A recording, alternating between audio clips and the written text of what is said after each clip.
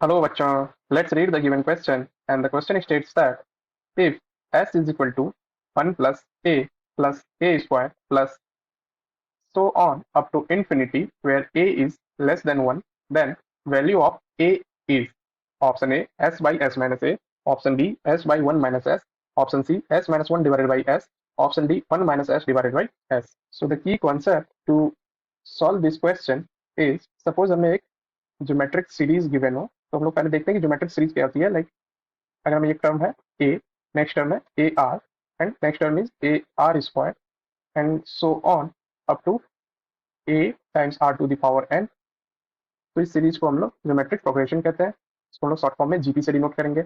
यहाँ पे first term जो है दैट इज ए से डिनोट कर रहे हैं और कॉमन रेशियो की जो है इसकी दैट इज आर। तो यहाँ पे हम लोग इस सीरीज में तो ज्योमेट्रिक प्रोग्रेशन वैसे सीरीज को कहते हैं लाइक जिसकी दो कॉन्जिक्यूटिव टर्म्स के बीच के जो रेशियो हो वो हमेशा सेम हो। जैसे यहाँ सेकंड टर्म में फर्स्ट टर्म से डिवाइड करेंगे तो आर होगी, सिमिलरली थर्ड टर्म में सेकंड टर्म से अगर डिवाइड करेंगे तो भी आर होगी। तो ऐसे सीरीज को हम लोग ज्योमेट्रिक प्रोग्रेशन कहते हैं।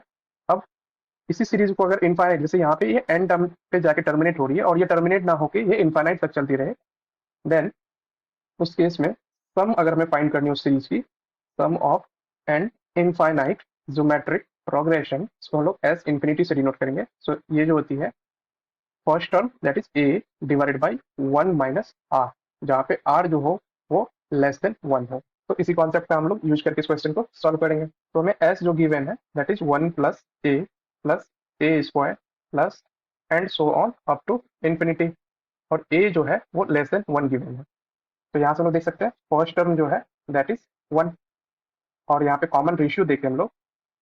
सो कॉमन रेशियो ये जो है यहाँ पे वो ए है। तो यहाँ से हम लोग ऐसा लिख सकते हैं sum of infinite GT means geometric progression is S infinity equal to first term divided by 1 minus are.